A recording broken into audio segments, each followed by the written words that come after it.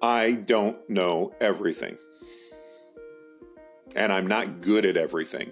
Probably the more important, I'm not good at everything. When I started in business, I thought I was unstoppable. I was, there's nothing I couldn't do. I'll figure out a way. That's how I grew up. You figure out a way. It's not that you say you can't. Right. But I learned in order to scale and grow a business, I can't do everything.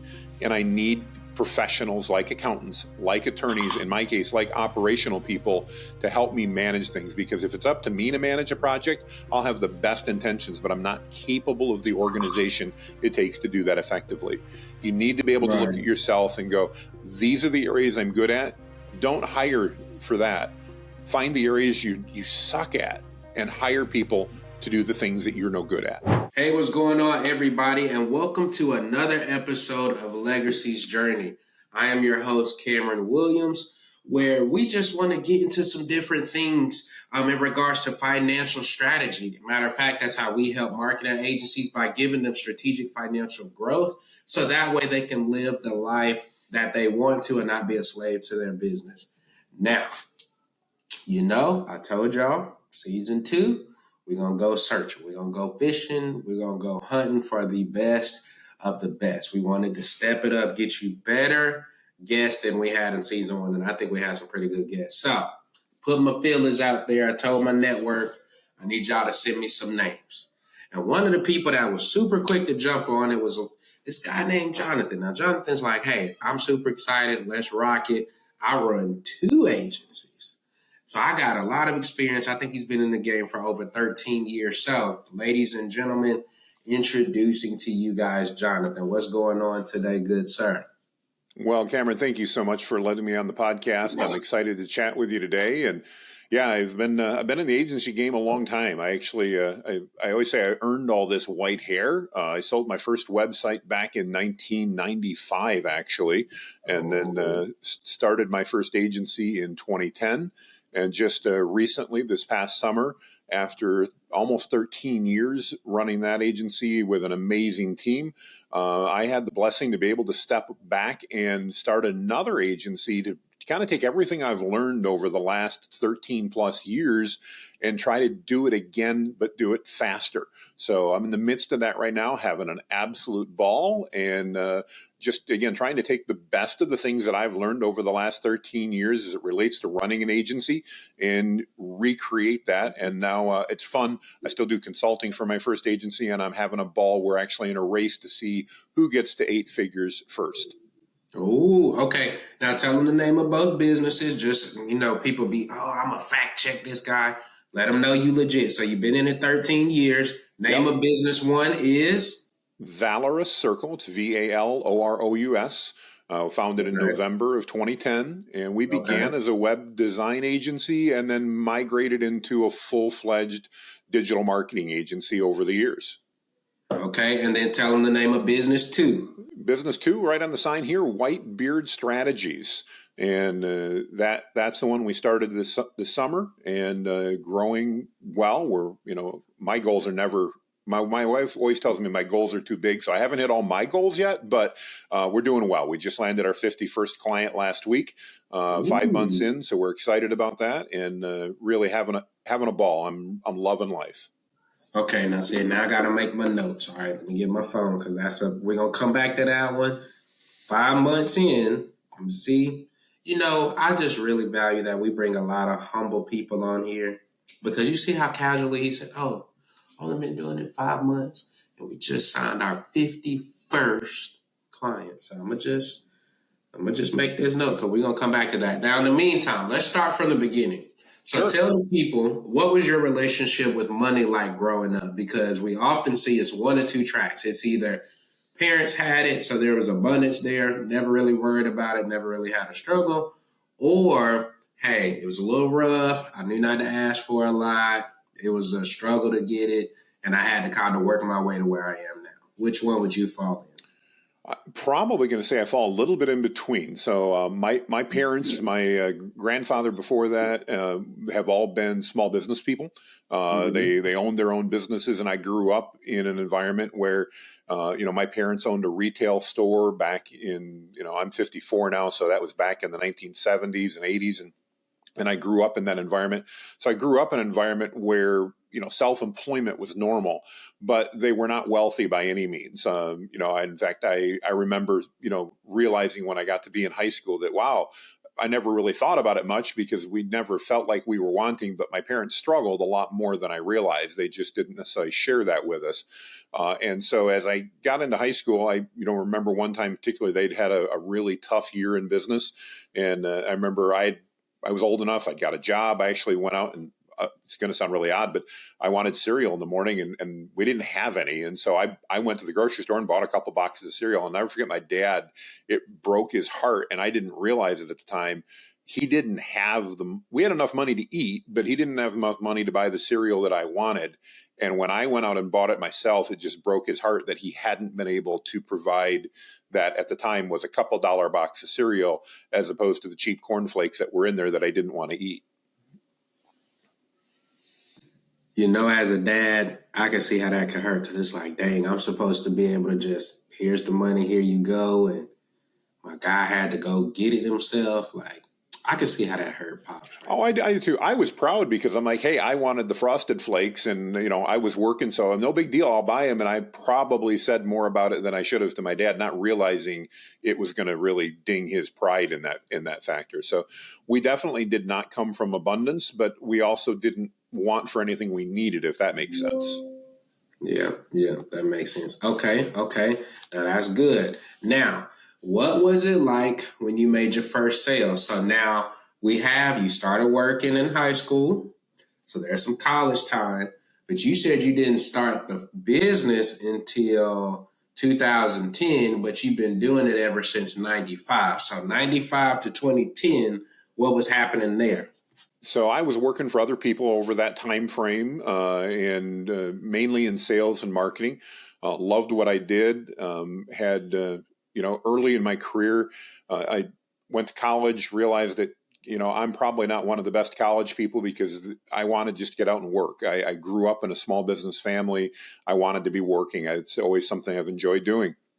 And never forget, I went out and got a sales job and managed to get fired 3 months later. Never, ever imagined that I could get fired. And I'll never forget hearing my boss basically tell me that, you've got a lot of potential, kid, but you're not pulling your weight. And that was a real turning moment for me. I mean, I was in my early 20s at the time. I'm like, what am I going to do? And I decided to let it motivate me and really move on. So I started learning a lot more about sales, started really applying myself. And then worked for others and spent most of my 20s, I should say, working for other people, helping them create sales for their companies. And that worked out pretty well. And then in my late 30s, early 40s, I'd have to look back on exactly is when I decided to go out on my own with the encouragement of my wife. She's like, hey, you're selling for all these companies. You've got all these ideas of things they're not doing. Why don't you just go do it yourself? And like, okay, let's do it. And so 2010, I founded Valor Circle and started taking off. And thankfully, we're able to start making sales almost right away. We were cash flow positive within the first couple months and then, worked really hard to figure out how to scale that because then I realized it was going to work. I'll never forget sitting down with our attorney, probably about a year into the business. And the attorney said, so, normally when I'm meeting with people and he'd helped us with our contracts and all that, we're talking about, is the idea going to work? You guys have validated the idea works. You're making money. Now, what do you want to do with it? Where do you see yourself 10, 15 years down the road? What's your goal? And at the time, my goal was just to make a paycheck. And then he really prompted me to think about, okay, this is about more than making a paycheck. It's about building a legacy. It's about building a lifestyle. And really, since that point in time, it's changed the way I've looked at that long-term gain and game and how I wanted to play it. Yeah. Okay. He just said a ton of good stuff right there. So, the fact that you were able to flip sales experience from where it could have just, oh man, I'm terrible and how dare I, like I should just never do this again and go be something else, to be able to take that, flip it, go help other people with their sales and then turn it into something that can drive your business. Kudos there. Thank you. And then you jumped ahead to one of our questions, which would have been, how was success defined for you? You said, hey, success was just, I just need to pay the bills. Like, let's just start Yeah, with that's basics. how it started. Absolutely.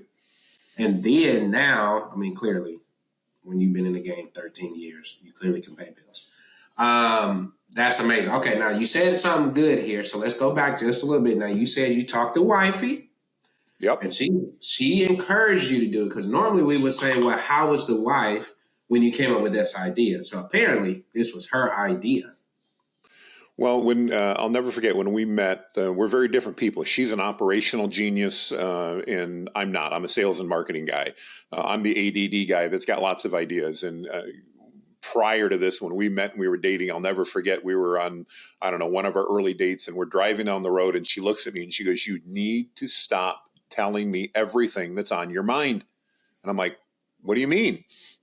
She goes, "You have ideas all day long." And she goes, "Every time you have an idea and share it with me," she goes, "I'm an operational person and I'm now trying to figure out how to implement it. How are we going to do this?" And she goes, "By the time I start figuring out how to implement it, you're already at 3 ideas ahead of me. You've moved on, because that's not how I look at things. I'm kind of just skipping stone on the top of the water. Ooh, that's cool. That's cool. That's cool."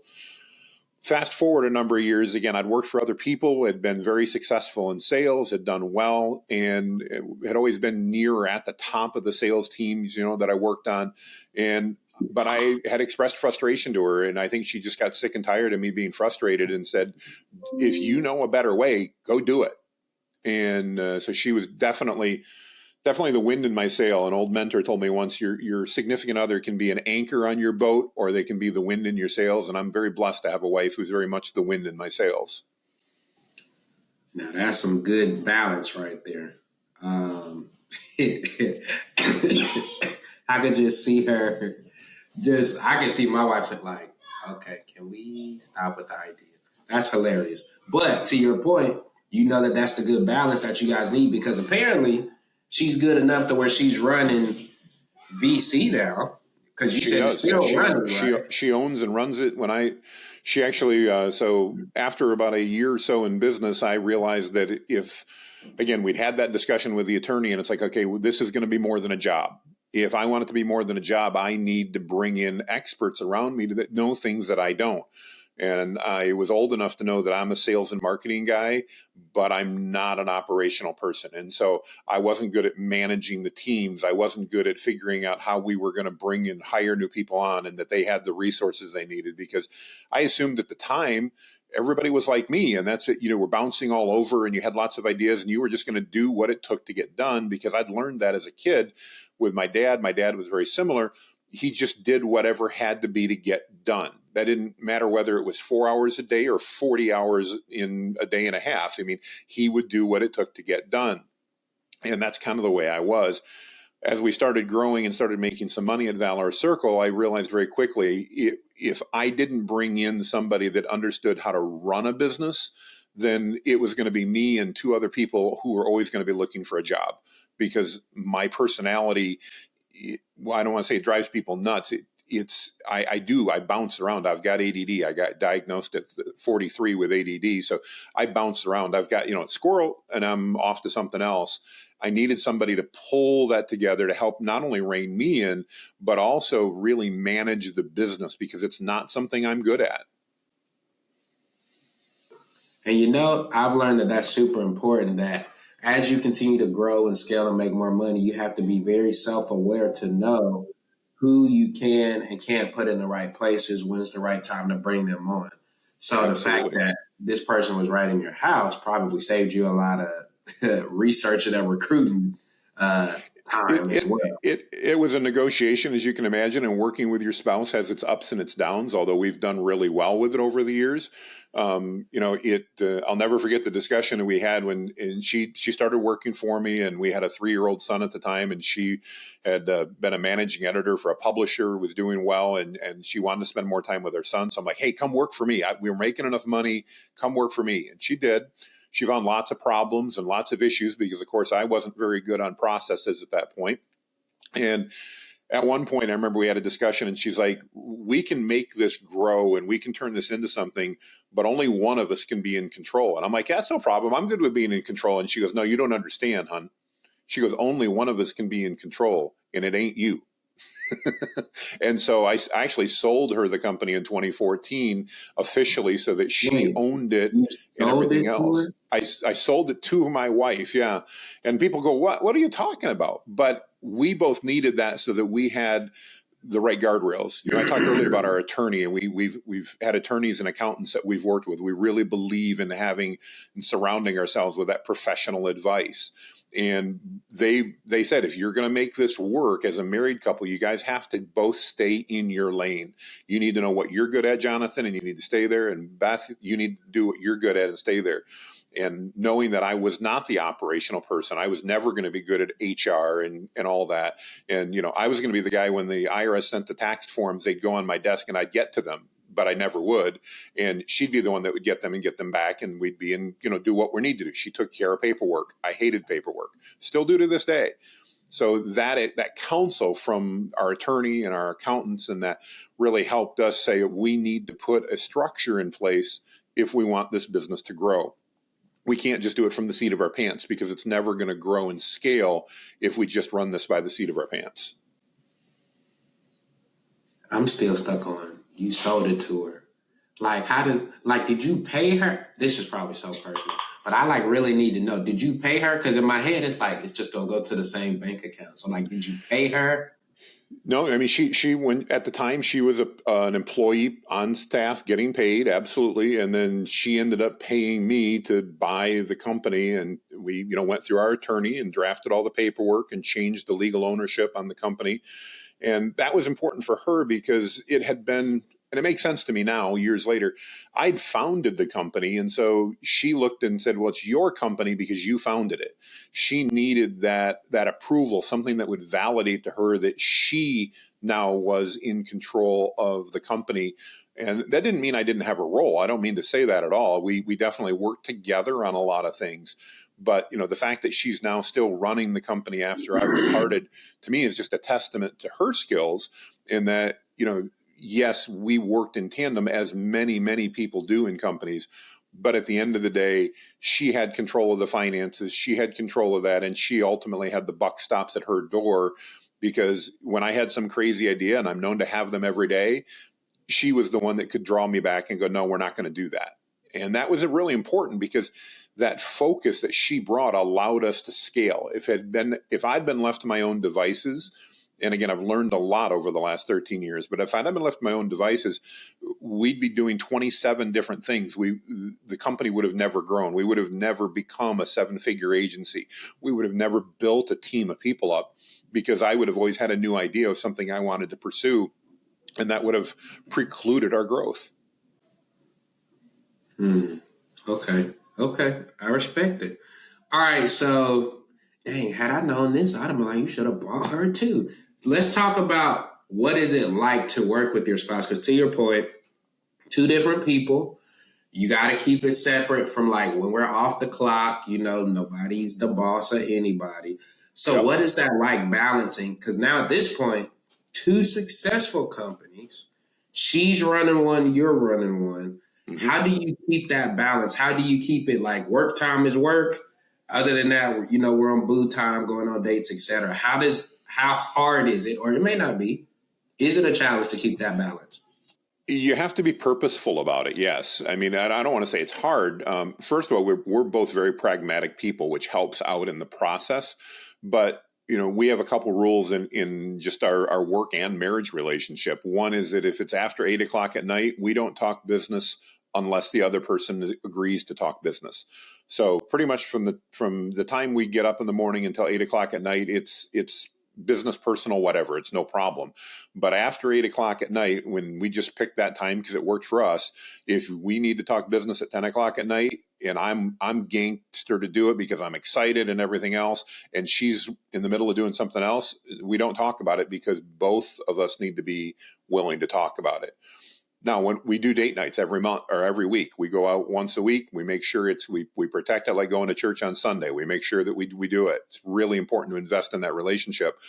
At the same point, probably half the time or more, we're talking about work, because work is a big part of our lives. It's something both my wife and I enjoy doing. I probably enjoy it more than she does. She would probably say, I'm one of those guys, I'm never going to retire because I love what I do. When I was a young man, my grandfather told me, if you want to be successful in life, and he was more successful than my father, financially at least, he said, if you want to be successful, he says, you have to do something you love, because if you get up every day and hate going to work, you can't be successful at it. And I never forgot that. And I mean, that's pretty legit. I've always done things that I enjoy doing. And I love helping other people. I love helping other people succeed. And so being a digital marketing agency was great, because when we're doing our job well, Cameron, we're helping our clients succeed. And that brought a lot of value to me and excitement and fun. I always kid, I've got, 4 things in my life that are super important: God, my family, my business, and motorcycles. And those are really my big things that I like to do. And those all get time in my life. And obviously the motorcycle's at the lowest end of that priority, but they all weave in together. It's no different than, I took a motorcycle ride this past weekend because it was beautiful and it was in the low 70s and sunny out. I loved it.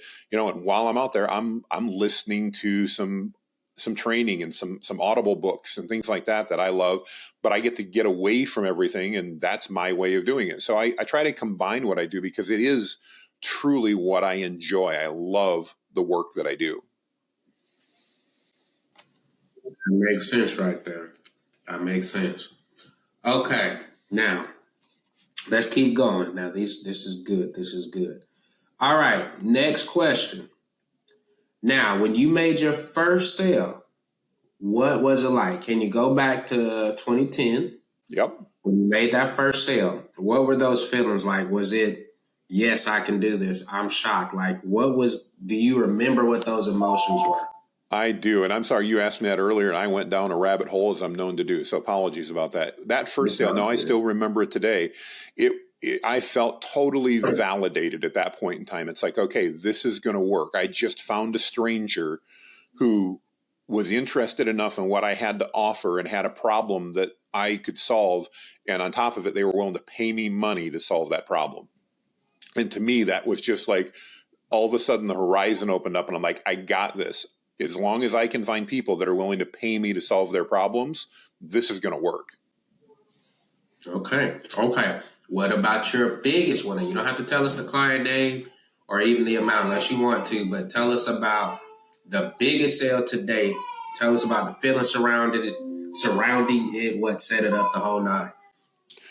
Happy to do it. I won't mention the client, but so I have 2 of them come to mind. One when I was at Valor Circle, and another one here at Whitebeard Strategies, being new.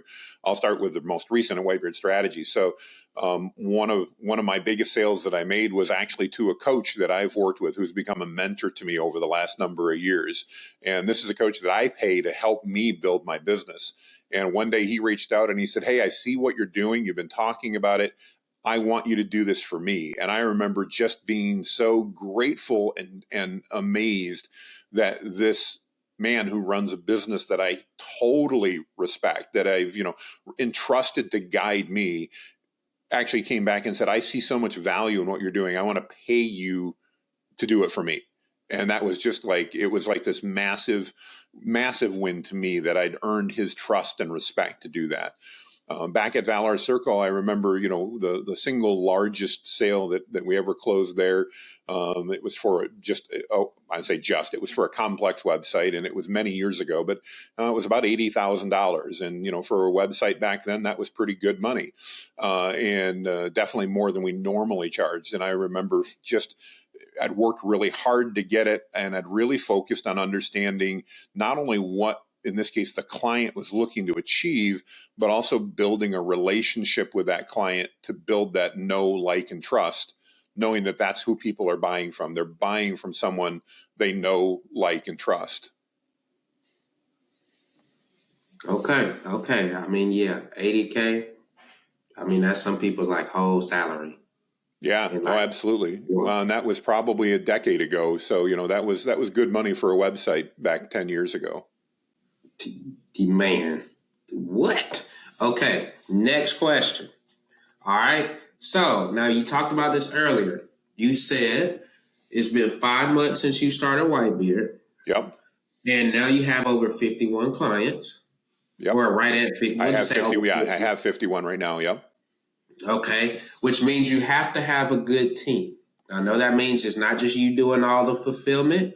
So tell us, how have you grown your team over time to be able to give this kind of service? Great question. So our team is really probably smaller than you might imagine. It is me, an absolutely amazing virtual assistant, and leveraging a lot of AI technology to make sure that we're doing that. So we're delivering all of that with 2 people right now. 2 people in AI. 2 people, myself, my assistant, who's amazing, and I always feel the need to explain.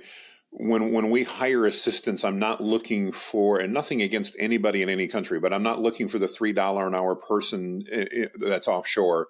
I'm looking for somebody who's super confident. My assistant does happen to be offshore. She lives in South Africa, but she's amazing. And she's got tremendous skills, and that allows us to leverage that combined with AI to make sure that we're both being more efficient. We get a tremendous amount of work done. I'm a big fan of AI. I do a lot of speaking on it and that, and we've leveraged it and intentionally built it into our new agency in order to help us scale. Okay, see, now I gotta get on my notes. Okay, 2 team members plus AI. All right, now let's get into that.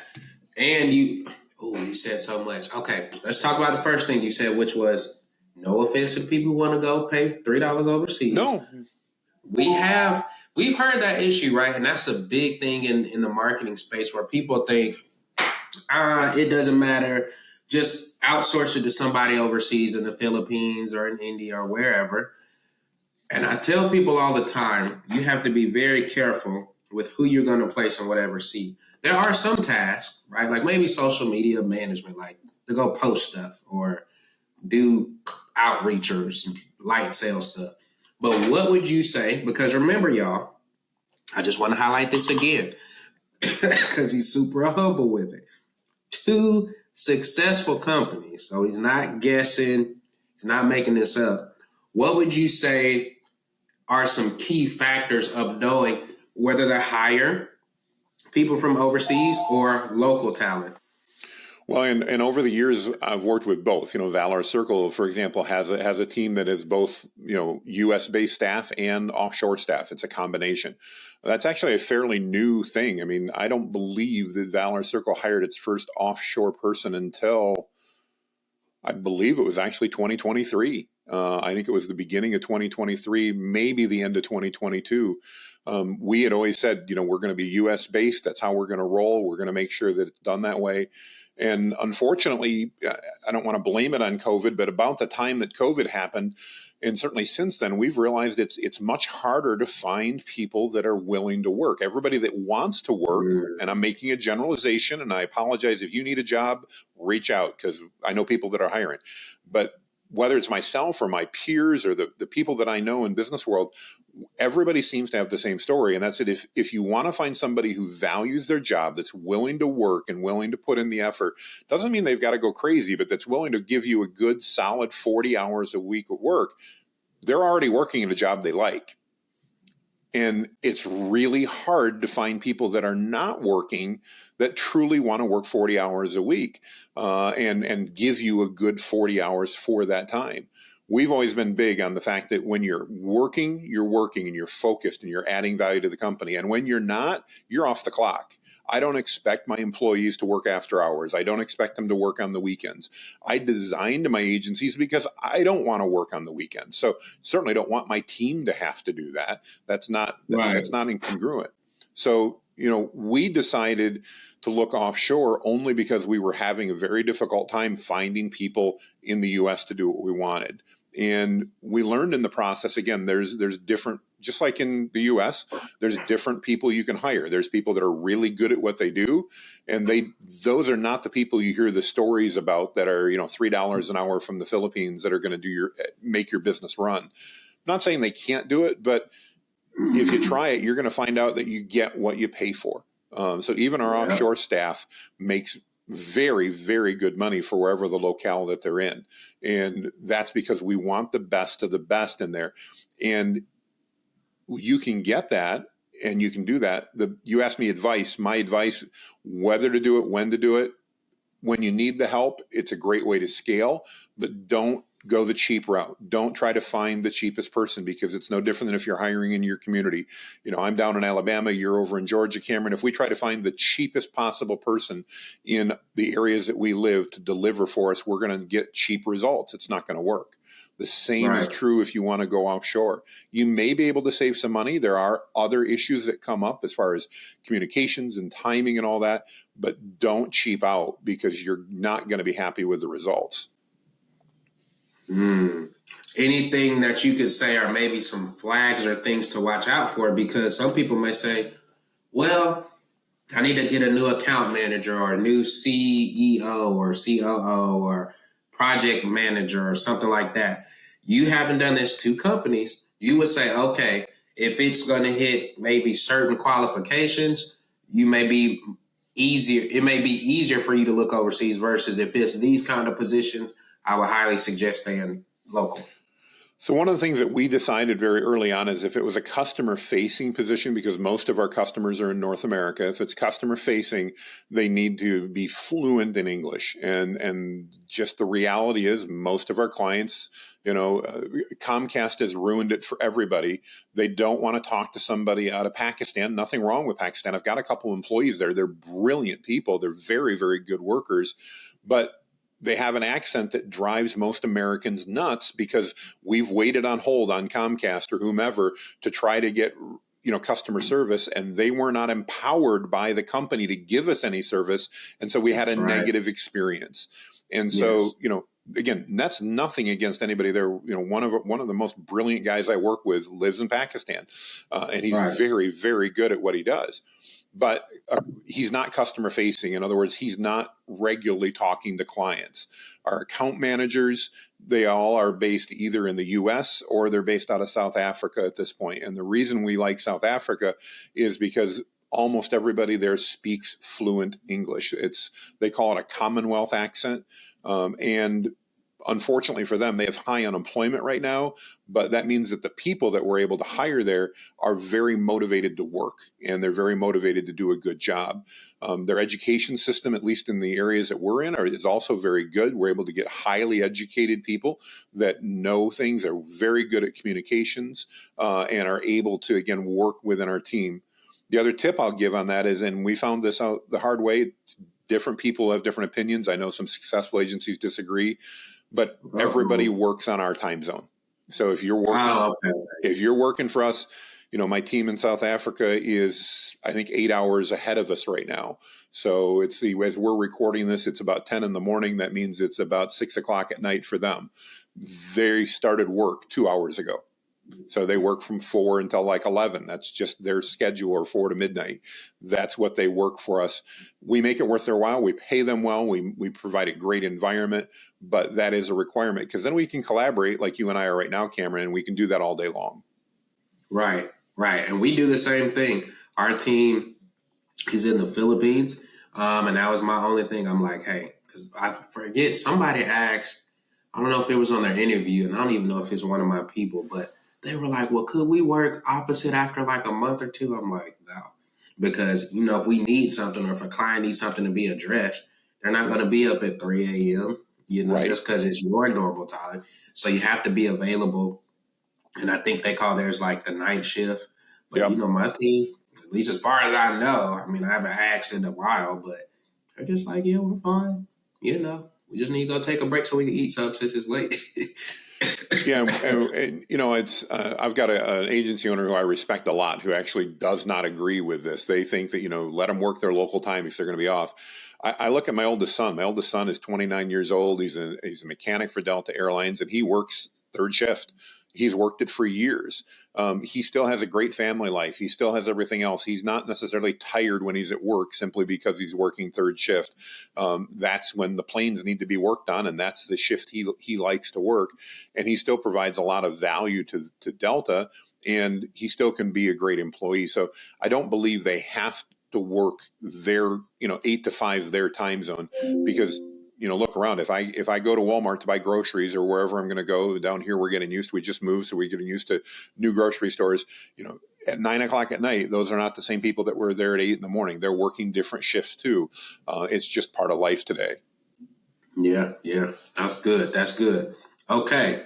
Now let's get into one of my favorite questions. Now, we asked you before we started a call, and we know that you have an accountant that's helping you to grow your business. 100%. Tell us, what are some of the cool things that they're doing or even suggesting that's going to help you to get to your goals? Because for those of you who don't know, him and the wife are in competition to get to, what was it? It wasn't seven figures. Eight figures, yeah. So 8 figures is going to be, and that's on monthly recurring revenue alone. So we're project. No project work, all monthly recurring revenue. That's how we're building both companies. Okay. So what are some of these cool things that the accountant is saying, watch out for, or, ooh, make sure you set it up like this or do that?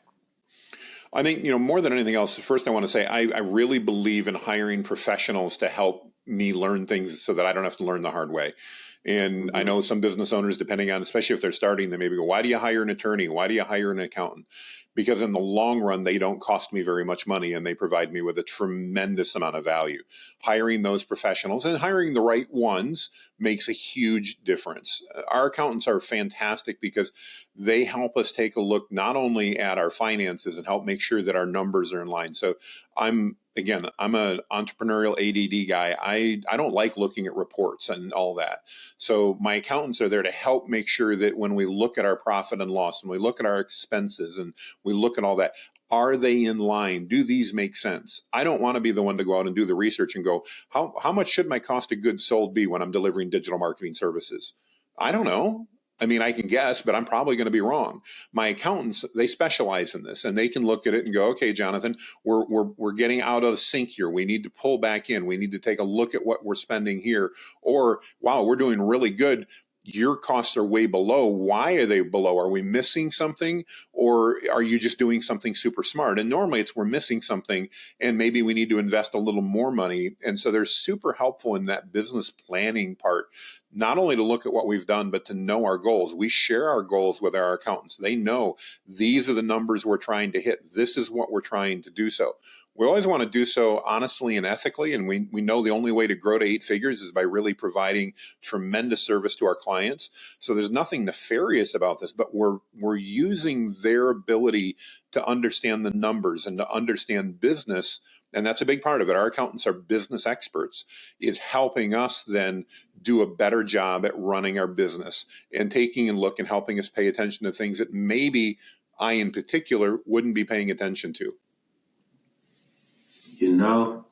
I couldn't say it any better than that. That's a fabulous reason why. Now, mind you, I keep drilling it because I think it's important enough to say 2 companies, and he realizes to get where he wants to go, I have to partner with people. And we talked about it earlier, being self-aware of our strengths and our weaknesses. And I think that's a perfect standpoint, because we were literally talking to a client, was it last week? Because he was thinking about acquiring another company. Mm-hmm. And I'm like, all right, now it's time to go get the lawyer.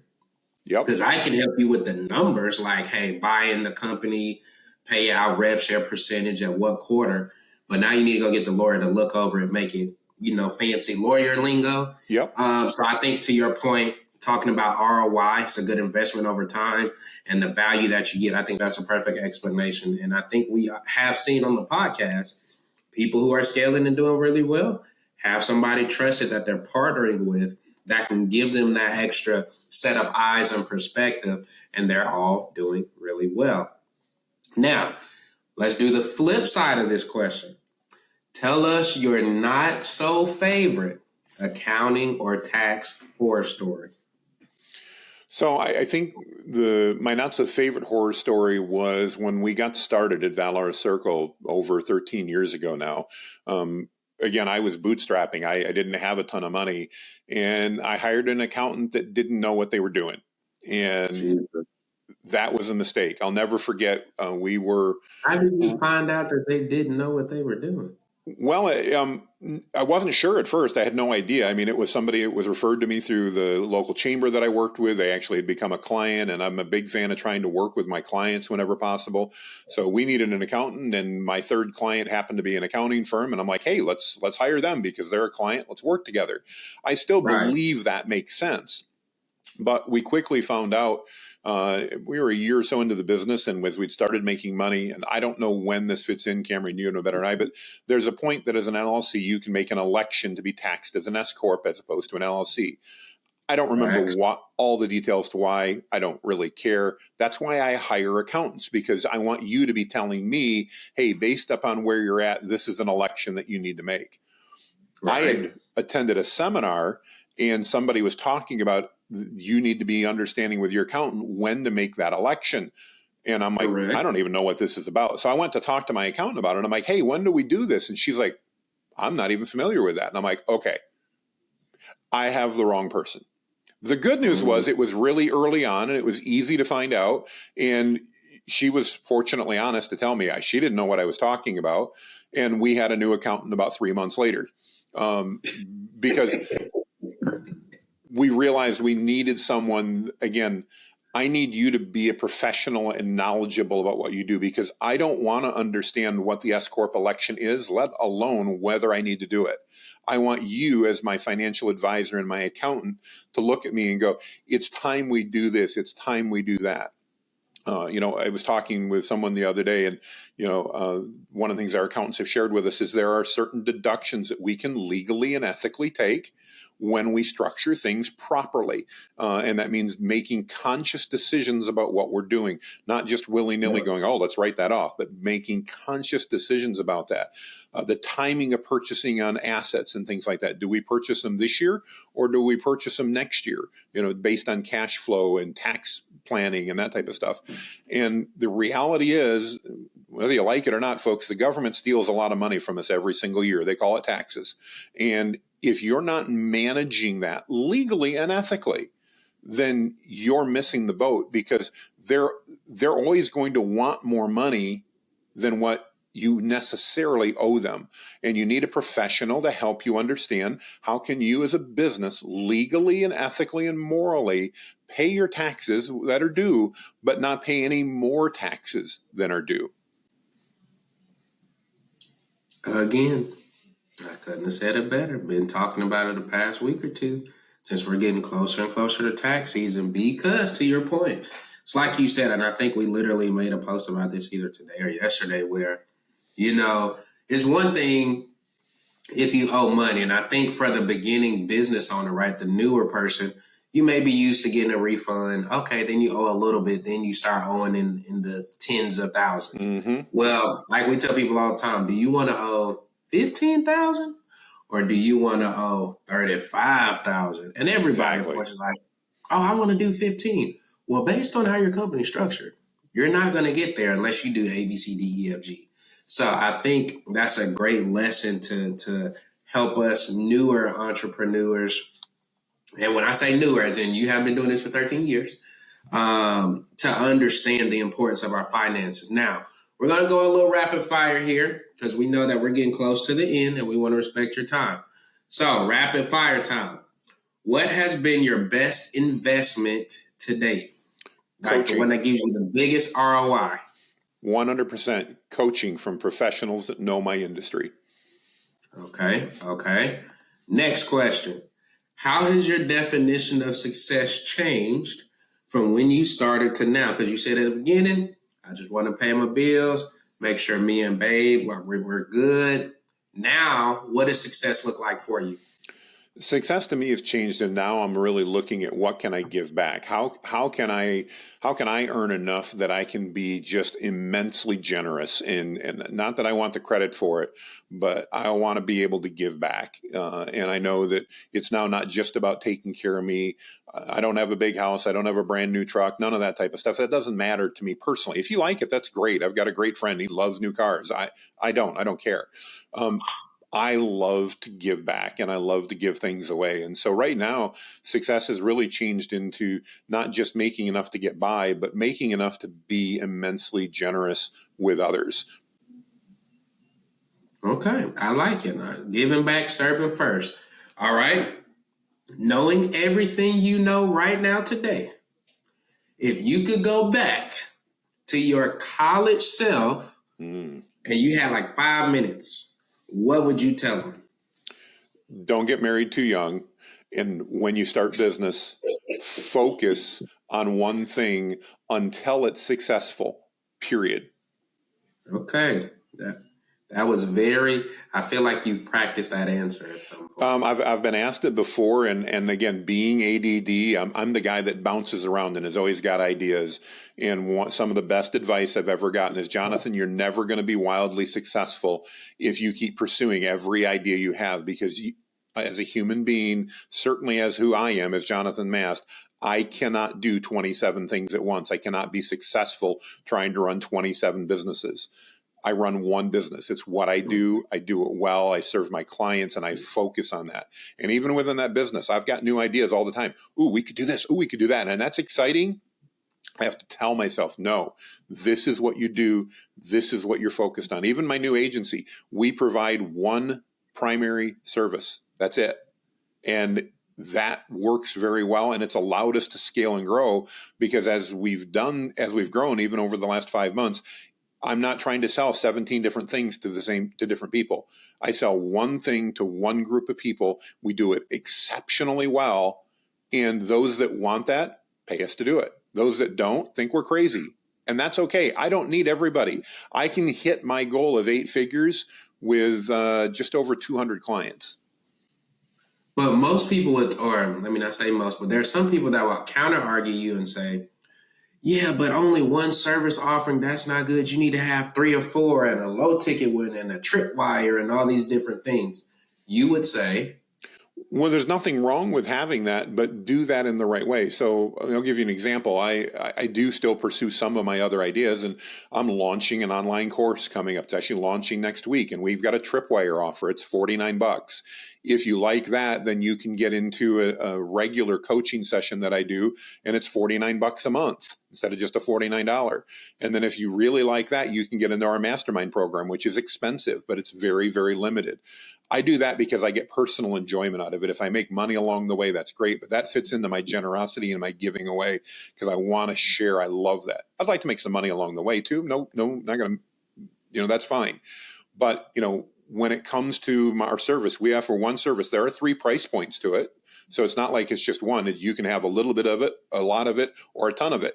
You get to choose, what do you want based on your goals. But what I found for my team is so important, and for me, if I do 27 different things, my team struggles to believe they're good at it, because they're doing something unique for every single client. If we do the same thing for every client, they can become an expert. It's always different because every client has slightly different needs, but the work that we do is the processes we follow internally are essentially the same for every client. And that means that they're more efficient, they're happier, they're more comfortable. And I want my team to love what they do, because I want them to stick around. So it's what leads, I believe, to success. all right, I like that answer. All right, last 2 questions. What are 2 or 3 things that you do probably daily that you would say contribute to your success? Like, if I don't do these, my day is probably about to be terrible. So probably different than everybody else, but one, I'm a man of faith, and so I spend some time every day doing devotions and praying, because to me that is incredibly important for my faith, and it helps center me and keeps me focused. The other thing that I do every single day without fail is I publish content that adds value to my audience. I have built what I call topical authority, and I really focus on what questions, Cameron, does my audience, the people I want to work with, what are they asking? And I answer a question every single day. Sometimes it takes me 30 seconds on a video, but I do that every single day. Don't always record them every day. Maybe I'll record. This weekend we went out. My wife loves antiques. We went out antique shopping. I'm not into antiques. I sat in my truck and I recorded about 18 videos. I'm set for the next 2 weeks. I got my content. but I post something every single day to add value to my audience. And that's the key. I need to add value. I'm not selling. I'm not trying to tell them why they should sign up for my course or hire me. I add value to them. And that has made a tremendous difference, not only in their lives, but in my life as well, because of the rewards that have come along with that. Man, it's like you giving these perfectly concise worded, and you're a great, great guest. All right, last question. What has being a business owner taught you about yourself? I don't know everything. And I'm not good at everything. Probably the more important, I'm not good at everything. When I started in business, I thought I was unstoppable. I was, there's nothing I couldn't do. I'll figure out a way. That's how I grew up. You figure out a way. It's not that you say you can't. Right. But I learned in order to scale and grow a business, I can't do everything. And I need professionals like accountants, like attorneys, in my case, like operational people to help me manage things. Because if it's up to me to manage a project, I'll have the best intentions, but I'm not capable of the organization it takes to do that effectively. You need to be able to look at yourself and go, these are the areas I'm good at. Don't hire for that. Find the areas you suck at and hire people to do the things that you're no good at. Well, I feel like that's a great way to end. So, Johnathan, I want to say thank you for having me, my Frozen cup. Shout out to Frozen. This is what happens when you got kids, for dealing with my sniffles and my cough drops. This is your time, though. This is the end. So what I want you to do, tell the people if they want to work with you or work with wifey. I don't know if it's a competition, so maybe we're not going to plug her. No, it's all good. If they want to work with you guys, tell them the business name, how they can get, and I guess technically what's the difference? Like if you want to go to hers, that's because she specializes in this and mine specializes in this, but we can help you. This is maybe the industry that we help or the target market. And what's the best way to contact you, whether that's social media, a website, an ebook, or anything like that? Sounds good. Well, I'll make it really simple. If you like what I've talked about today, you want to know more, reach out to me at JonathanMast.com. It's JONATHAN Mast.com. I own the domain. Go there and just schedule a call. I'll talk to you. We'll have a collaboration. We'll find out if we can add value. If I can add value, great. If I can't add value, maybe my wife's company, Valor Circle, can. I work at Whitebeard Strategies with digital marketing agencies and their clients to help them create topical authority so they can become the go-to expert in their niche. If you're a business and you want inbound leads coming in every single week, qualified people to work with you, I may be able to help out. My wife's company, Valor Circle, they work in the home services industry and they help out with traditional digital marketing. If you want to learn more, let me know. There you go. Do you have like a preferred social media if they want to reach out to you? I spend a lot of time on Facebook and LinkedIn, so you're welcome to connect with me there. It's easy to find. There's only one Johnathan Mast out there with a big, long white beard. There's multiple of us, by the way, in the marketing field, so make sure you pick the guy with the long white beard. That's me. All right, and remember, it's Johnathan with an A. So yes. Make sure y'all spell it right. Because I want y'all to be like, Cam, I tried to find, because you didn't look for the one with the gray beard with the A. That's why. All right, well, Johnathan, again, thank you so much for coming on. I think you dropped plenty of jewels. Let me go back to my notes so I can summarize for us. So, running two companies, wife took over one, talk to us about what it's like to work with your spouse, knowing, hey, I'm good at this, she's good at that, and allowing each other to grow and move in those capacities, how you guys stay together, when to cut on, when to cut off, have an agreed upon time, when to not talk about business. The ability to scale, making sure you're choosing the right person, whether that's an overseas role or that's a local role, and what you're kind of looking for depending upon what role needs to be filled. And I think you did a great job of talking about why partnering with a professional is super important, because it helps you to stay focused on what you know you're excellent at, and then you just get to pick on them in regards to picking their brain for whatever they're great at. So again, thank you so much for coming on, dropping all the gems. Any last words? Just a thank you, Cameron. It's so great to connect with you. I love following you. I love the value that you're adding to people. You're one of those people that adds value, and I so appreciate that. And it's great to finally connect and look forward one day. Hopefully we get to shake hands and meet in person. There you go. Appreciate it so much. All right, guys, this is the end of the episode. I told y'all, season 2, we're going out to find quality people who not only are doing it, but have done this at a very high level. We want to give you guys tangible things. They're sharing their journeys, what they could have done better, what they've seen happen to the market over. We didn't even get into, dang, Jonathan, we didn't even get into like how marketing has changed from 2010 to now. Dang it. We can do another if you want. You let me know. Yeah, we may have to, because I know that you probably got a lot in. We may do a part 2. But we thank you so much for your time, guys. Make sure you like this episode. Share it with somebody who needs it, somebody who may be working with their spouse, somebody who's trying to balance 2 businesses. These are the type of people that need to hear these episodes. So, guys, thank you so much. Until the next episode, stay safe. Take care of yourself. Peace.